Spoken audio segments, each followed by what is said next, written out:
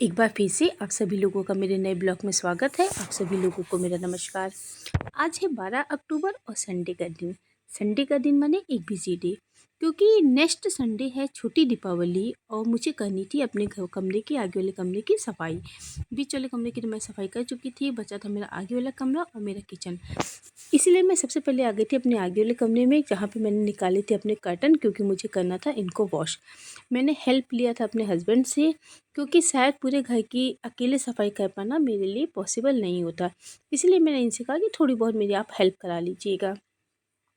तो हम लोग आगे वाले कमरे को साफ़ करने के बाद हम लोग आ गए थे किचन में, क्योंकि आज मुझे करना था हर हाल में अपने किचन को साफ़।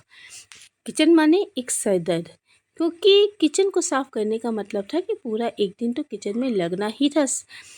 तो जब हम लोग आगे वाले कमरे के कर्टन को भीगा कर दिए, आगे वाले कमरे को साफ़ कर दिए, तो मैं भी आ गई थी किचन में, जहाँ पे एक और मैंने चढ़ाई थी घी।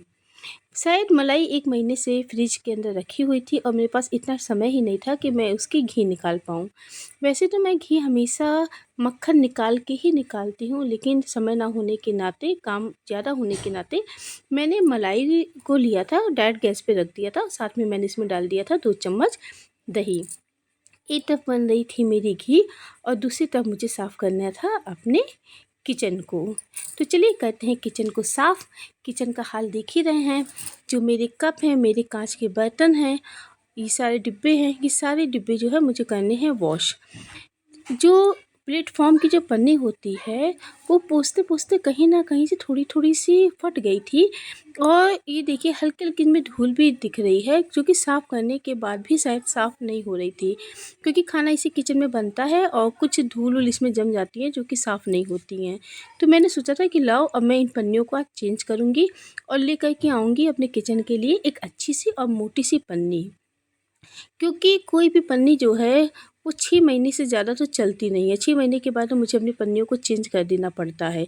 इसलिए मैंने सोचा था इस बार जो भी मैं पन्नी लेकर के आऊँगी वो मोटी लेके आऊँगी। और आप देख सकते हैं मेरे बर्तन, आधे बर्तनों को मैं साफ़ कर चुकी हूँ और इतने सारे कप हैं जो कि मुझे करना है इनको भी साफ़। जितने कप आप देख रहे हैं किचन के अंदर, उतने ही कप अभी मेरे पास रखे भी हुए हैं। बस जगह नहीं है कि मैं उनको भी सजा सकूँ।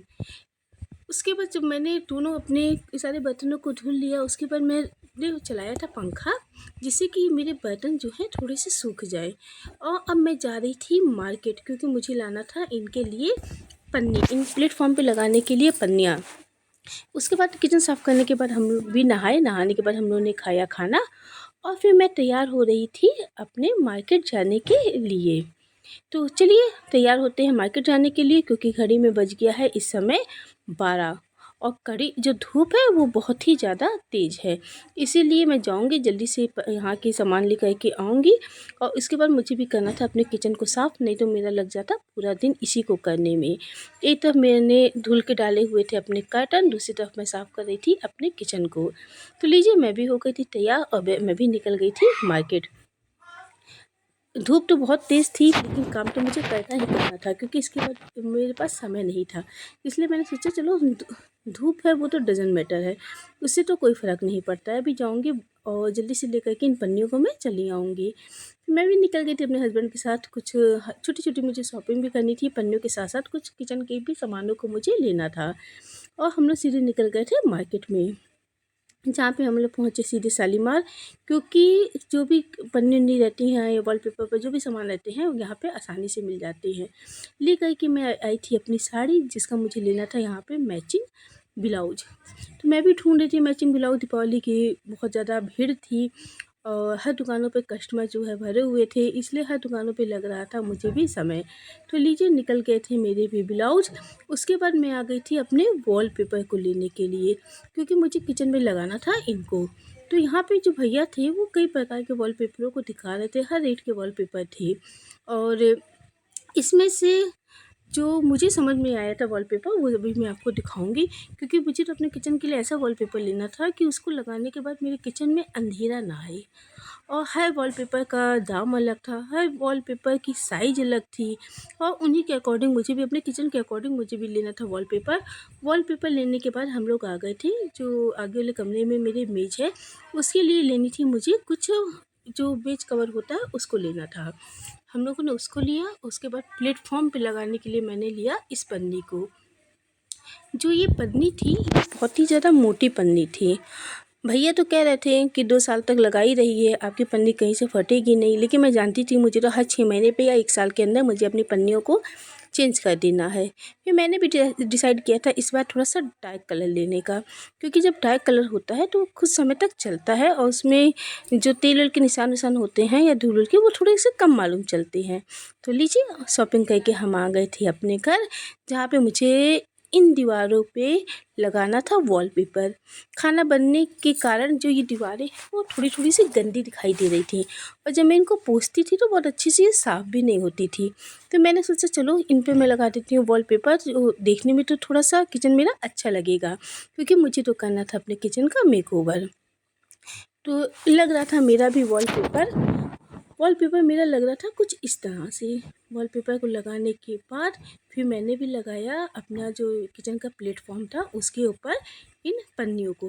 बर्तन थे वो मेरे पूरे सूख चुके थे, क्योंकि जब मैं मार्केट गई थी तो मैं फ़ैन को चला कर के गई थी और 2 घंटे बाद मैं आई थी तो उससे मेरे सारे बर्तन सूख गए थे। देखिए प्लेटफॉर्म पे लग गई है मेरी भी पन्नी। अब मैं करूँगी अपने किचन को सेट। यहाँ पे हो गया था 4:30 और मुझे लग रही थी भूख। तो एक तरफ मैं बना रही थी अपना नाश्ता, जिसमें था मेरा फरा, क्योंकि एक दिन पहले था करवा चौथ। और यहाँ पे बन रही थी मेरी चाय। तो नाश्ता वास्ता करने के बाद किचन का हाल देख सकते हैं क्या है। तो चलिए करते हैं किचन को सेट, नहीं तो हो जाएगी बहुत लेट। इस समय बज गए थे 6 और अभी मेरा घर था वो पूरा अस्त व्यस्त था।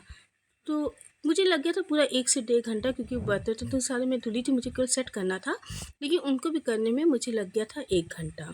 और जब मैंने अपने किचन को सेट किया, अभी थोड़ा-थोड़ा सा फैला हुआ है, लेकिन जब रोज़-रोज़ की दिनचर्या में उनको भी मैं सेट अपना कर लूँगी। और जब मैं बाहर आई तो मैंने देखा टाइम। टाइम तो आप देख ही सकते हैं, 6 बज रहा है, 10 मिनट उसमें कम है। और अभी जितने भी मेरे कपड़े थे वो बाहर डले हुए थे।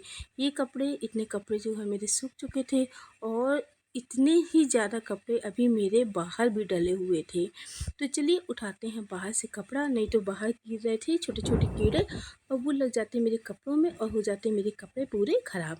बाहर जब मैं आई तो हो चुका था पूरा अंधेरा। बाहर की लाइट थी वो जल चुकी थी, मंदिर में दिया शंकर भगवान के पास जल चुका था।